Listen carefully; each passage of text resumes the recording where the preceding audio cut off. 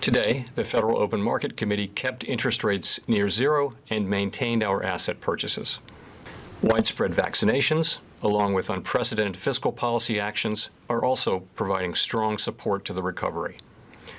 Indicators of economic activity and employment have continued to strengthen, and real GDP this year appears to be on track to post its fastest rate of increase in decades. Much of this rapid growth reflects the continued bounce back in activity from depressed levels. The sectors most adversely affected by the pandemic remain weak, but have shown improvement, raising the possibility that inflation could turn out to be higher and more persistent than we expect. 네, 파월 의장의 발언 보고 오셨습니다. 오늘은 특집 대담 코너로 이어갈게요. 간밤 6월 FOMC 회의 결과가 공개됐죠. 미국 연방준비제도가 팬데믹 사태를 극복하기 위해서 동원했던 통화 완화 정책 기조에서 살짝 발을 빼는 움직임이 포착됐습니다. 이번 회의에서는 어떤 발언들이 나왔는지 우리 시장에 미칠 영향까지 체크해 보겠습니다. 숙명여자대학교 경제학과 신세돈 교수 모셨습니다. 어서 오세요. 네, 반갑습니다. 6월 FOMC가 이제 드디어 종료됐습니다. 빅 이벤트였는데 파월 의장의 발언 중에 주목해 볼 만한 발언들이 있었을까요? 주목한 발언을 안 한 부분이 굉장히 주목할 만한 게 뭐냐면 지난번 회의에서 인플레가 계속해서 높아지니까 계속해서 그 연준 의장뿐만이 아니라 다른 위원들도 일시적이다, 트랜지토리하다. 그리고 그 트랜지토리한 원인 중에 하나가 이제 기저효과하고 서플라이 병목 현상이다라고 굉장히 강조를 많이 했었는데 이번 발표에서도 그렇고 이어진 기자회견에서도 그렇고 인플레이션이 일시적이라는 언급이 싹 빠졌어요. 네. 트랜지토리라는 말을 안 했어요. 오히려 아까도 우리가 잠깐 나왔지만은 인플레이션이 생각보다 세고 생각보다 오래 갈 것 같다는 말을 했잖아요. 저는 그것이 이번 FOMC 회의에 나온 것 중에서 가장 주목해 볼 만한 상황이고 조금 이따 이야기하겠지만 점도표도 보면 상당히 앞으로 금리에 대해서 상향 조정하는 그런 결과가 나왔어요. 그래서 확실히 연준 의원들이 인플레이에 대해서 이거 장난 아니네 라는 생각을 한 것 같아요. 네, 물가 급등에 이제 백기를 들었다라는 해석이 나오고 있는데 4월 FOMC에 비해서 분명히 매파적인 분위기가 많이 형성됐죠. 그러죠. 그 점도표를 보면 알 수 있는 게 지난 3월 그 점도표에서는 내년도 2022년도에 금리를 올릴 거냐? 올릴 거다. 라고 생각한 사람이 4명밖에 없었어요. 18명 중에서. 근데 이번에는 물어보니까 금년에는 그런데 내년에는 금리를 올릴 거나 하는 물어봤더니 올릴 거다라고 하는 사람이 7명이었어요.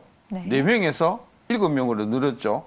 더 무서운 건 뭐냐면 2023년도 그 금리에 대해서 올릴 거냐 물었더니 지난달 3월 달에는 안 올릴 거다라고 한 사람이 11명이었어요. 그러니까 11명은 내년에도 내후년에도 똑같을 거다고 봤는데 이번 달에 보니까 2023년에는 18명 중에서 5명을 뺀 13명이 올릴 거다 그랬는데 제일 많이 올린다고 본 사람은 얼마까지 봤냐면요. 2023년에 1.5에서 1.75까지니까 지금보다도 1.5%포인트 어마어마하게 금리를 올려야 되겠다라고 생각한 사람이 많다는 것이죠.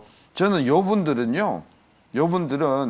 다음 점도표에서 금년에 금리를 올려야 된다고 생각할지도 모르는 사람들이다.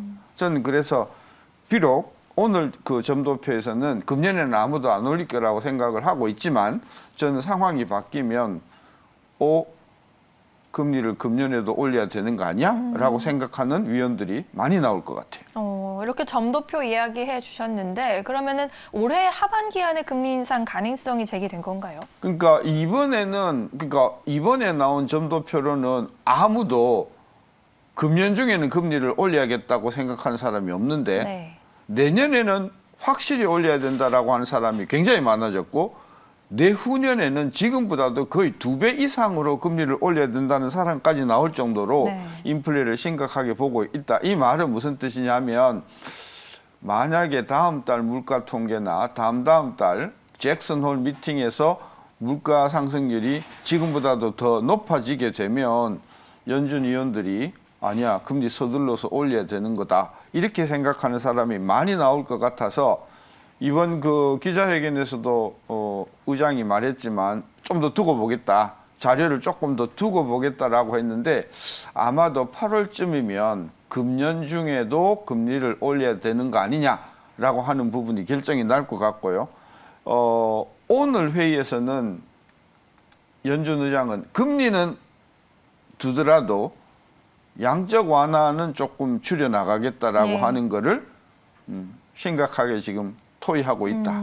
따라서 그 연준이 국채를 사들이는 규모는 금년 중에도 줄여 나갈 수 있을 것 같아요. 애초에 우리가 또 예상을 했던 게 테이퍼링에 대한 언급이 있지 않을까 싶었는데 파월 의장이 인플레이션이 예상보다 지속적일 가능성이 있기 때문에 테이퍼링 논의를 앞으로 몇 달간 이어갈 것이다라고 이야기를 했나 보네요. 테이퍼링도 그럼 올해 안에 시행될 수 있는 네, 건가요? 오늘 그 집중적으로 그 기자들이 질문한 내용이 테이퍼링을 하는가? 그게 아니라 테이퍼링 언제 할 거냐? 예. 그 질문을 했고요. 연준 의장은 지금 우리가 회의 중이다. 이번에 논의는 했지만 구체적인 내용은 밝힐 수 없다. 앞으로 데이터를 보고 결정할 것인데 어쨌든 조만간 그 부분에 대해서 여러분들한테 이야기를 할 것이다라고 한 것을 보면 네. 확실히 지난번 회의보다는 많이 이게 이쪽으로 좀 물러선 것이라고 봐서 네. 테이퍼링은 금년 중에 있을 것 같습니다. 그런데 지금 이제 월 1,200불이잖아요. 국채 800억 불, 그다음에 그 정부 기관채 400억 불인데 요거를 한꺼번에 막 팍팍 줄이는 것이 아니고 예를 들면 지금 1,200억 불에서 1,100억 불, 1,050억 불 이렇게 점진적으로 줄여나가는 그런 조치를 할 것이다. 따라서 금년 중에는 양적 완화의 테이퍼링은 거의 확실하게 된 것 같다는 그런 느낌을 받았어요. 또 다른 키워드 인플레이션입니다. 이제 잠잠했던 인플레이션 공포가 다시 커지고 있는데 인플레이션에 대해서 우리가 예상했던 것보다 더 높고 지속적일 수도 있다는 가능성이 높아지고 있다라고 표현을 직접 했습니다. 긴축 신호가 나온 건가요? 긴축 신호라고 하기보다는 지난번 점도표에서는 개인 지출 그 물가 지수가 우리가 PCE 프라이스라는 게 2.4% 거라고 봤는데 금년 중에 네. 이번에는 3.4%로 1%포인트를 올려잡았어요. 그러니까 연준 위원들이 야 이거 인플레 장난 아니야라고 하는 부분에서는 공감을 했단 말이죠. 네. 근데 이 인플레가 앞으로 계속될 것인지 안 될 것인지 좀 더 두고 보자. 따라서 이 데이터가 인플레 데이터가 나오는 데에 따라서 테이퍼링을 좀 더 가속화할 건지 말 건지를 결정할 것인데 이거는 조금 한두 달 더 지켜봐야 될 것이다. 저는 그래서 잭슨 홀 미팅이 열리는 8월 달쯤 되면 이 물가 상승이 정말 일시적인 것인지 아니면 구조적인 것인지 드러날 것이기 때문에 저는 뭔가 이제 정책 방향이 만들어질 것이라고 보는데 오늘 그 기자회견 중에서 굉장히 재밌는 발언이 뭐냐면 예. 당신에 대해서 되게 비판이 많다. 연준 의장에 대해서. 예.